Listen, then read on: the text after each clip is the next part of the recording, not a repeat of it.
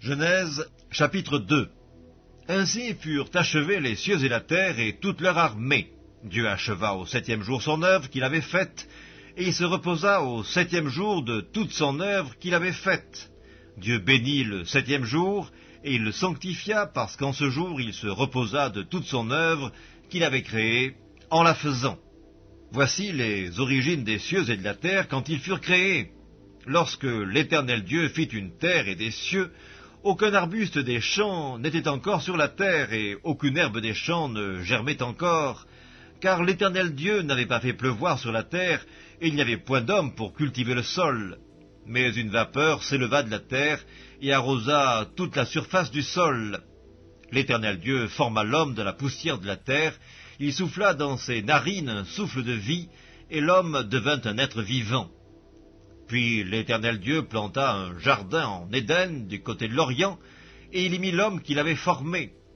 L'Éternel Dieu fit pousser du sol des arbres de toute espèce, agréables à voir et bons à manger, et l'arbre de la vie au milieu du jardin, et l'arbre de la connaissance du bien et du mal.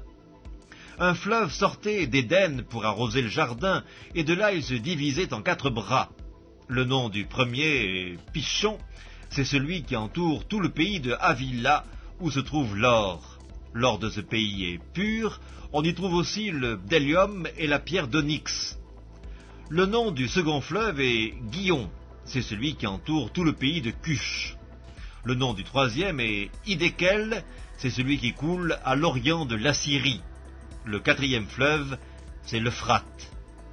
L'Éternel Dieu prit l'homme et le plaça dans le jardin d'Éden pour le cultiver et pour le garder. L'Éternel Dieu donna cet ordre à l'homme: tu pourras manger de tous les arbres du jardin, mais tu ne mangeras pas de l'arbre de la connaissance du bien et du mal, car le jour où tu en mangeras, tu mourras. L'Éternel Dieu dit: il n'est pas bon que l'homme soit seul, je lui ferai une aide semblable à lui. L'Éternel Dieu forma de la terre tous les animaux des champs et tous les oiseaux du ciel, et il les fit venir vers l'homme pour voir comment il les appellerait, et afin que tout être vivant portât le nom que lui donnerait l'homme. Et l'homme donna des noms à tout le bétail, aux oiseaux du ciel et à tous les animaux des champs. Mais pour l'homme, il ne trouva point d'aide semblable à lui. Alors l'Éternel Dieu fit tomber un profond sommeil sur l'homme qui s'endormit. Il prit une de ses côtes et referma la chair à sa place. L'Éternel Dieu forma une femme de la côte qu'il avait prise de l'homme, et il l'amena vers l'homme. Et l'homme dit: voici cette fois celle qui est os de mes os et chair de ma chair. On l'appellera femme, parce qu'elle a été prise de l'homme. C'est pourquoi l'homme quittera son père et sa mère, et s'attachera à sa femme, et ils deviendront une seule chair. L'homme et sa femme étaient tous deux nus, et ils n'en avaient point honte.